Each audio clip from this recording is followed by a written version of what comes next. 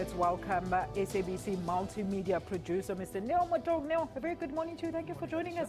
All right, wow. And we have on the main panel, we are joined by Mr. Dinesh Balia, Wits journalism lecturer in new and social media, and media analyst, Mr. Neo Motloung. Ladies and gentlemen, so good to have you both back. Good morning. Nice to be here.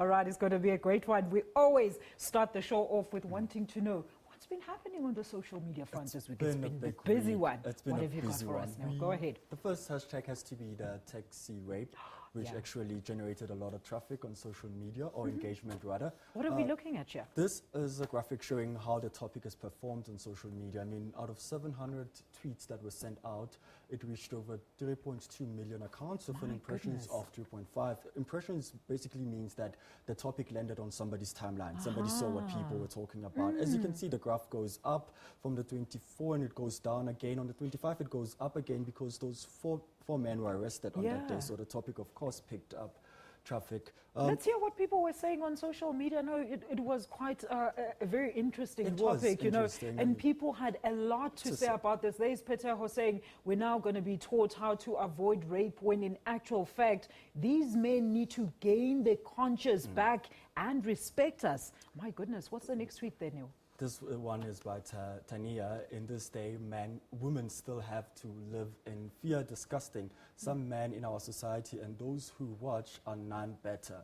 That's what she had to say. And there's Zama Michelle there saying this is too much for women. What have we done to deserve this? Lady, I guess I have to ask you, Dinesh, what do you think about this? Honestly, it was a new level of depravity in the war against women. It was actually quite shocking to hear that this kind of thing was happening. And we know about the stuff that goes on in India and bus rapes, for example, and to know that this is now something that we have to deal with is completely shocking. Dominic, what was your reaction to this news? Yeah, no, it's, I'm still shocked, but the story goes further. I mean, what are we doing to make sure that the public transport gets regulated properly, and those who work in that sector, in terms of their names, their criminal backgrounds and everything, because we don't know all those people who are driving in that space, whether are they former rapists and all of that? So you make a very good point there, Dominic. Yes. All right, let's move on to the next The next topic, hashtag. Alicia, has to be the London attacks, which took place. Big news this week big again. News this week. Newsroom asked this poll, is there more focus on terror attacks in Europe than in Africa? And out of the 200 people who voted in this poll, 87% said yes, and you have 13% saying no. So there is that discussion happening on social media. I'm very interested to know what people on social media said there. Interesting poll. It is. It was a mixed reaction on social media. This one by Varashti saying hashtag London attack is most terrible on human society. We must condemn. Let's have a look at the next tweet there at Luke Mogala. Says black, white or whatever religion, I don't think that really matters. Someone done the madness and they should be punished. Very interesting indeed. Let's have a look at more tweets. The last one says, so New York upped security because of the attacks in London, even though homegrown white supremacists are what we are actually afraid of. Very interesting. What did you guys make of this? Particularly the poll, the fact that, people seem to think that there's more terror focus in Europe than there is in Africa, Dominic. Yeah, I mean, in terms of news, we still get more traction when it comes to attacks that happen in Europe. And some of the shocking, incidents that happen in our continent, sometimes we don't even hear about them. Sometimes we'll even hear 3 or 4 months down the line. And so I think that in terms of media focus, we ourselves also in this continent, we need to do more to conscientize our readers and our listeners that Africa also matters when it comes to these issues. Dinesh, what do you think is this attitude of saying, well, we're not having terror attacks in the country at the moment, so we're not going to worry about it? I don't think it's a matter of not worrying about it. I think it's about news values and news agendas. And I think the beauty of social media is that actually we're having this debate. We're sitting around talking about the fact that on the very same day as the London attack, there was a bombing in Afghanistan that killed 150 people, which was brought to the fore by voices that are not ordinarily heard in the media, but we hear those things through social media. And it's fair fairly educated people, we can consume that and realize and share that message. All right. Well, let's take a look at our final big hashtag of this week. What have you got for us now?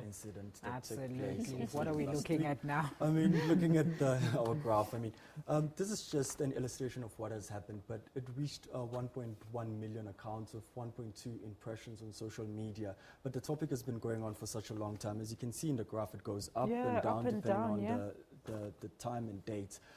450 tweets generated these impressions, but there are more tweets that went out. This is just a small amount of what actually happened on social media. Let's have a look at some of those tweets now. Some of the tweets, I mean, we have one here by Nino saying, then there are some blacks who are defending the guy, racism or not. This is not right at all.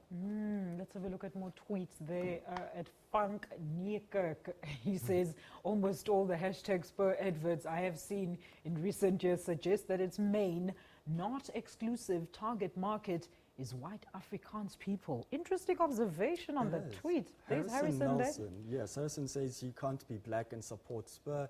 That is a sellout position. Very interesting. Dominique, you cracking yourself up there. What did you make of these developments? You know what makes me laugh is that, again, you see the true character of what South Africa is. We are always going to have different views, be it white views, black views, red, yellow, and all of that. So what it shows there is that we've got different views about what constitutes racism. Absolutely. I mean, as one of the tweets alluded, there are some black people who are defending, who don't see an issue out of it. Yeah. And you've got white people who are outraged about that incident. So it shows the true character of South Africa, that we're always going to see one story in 10 different angles. Yeah.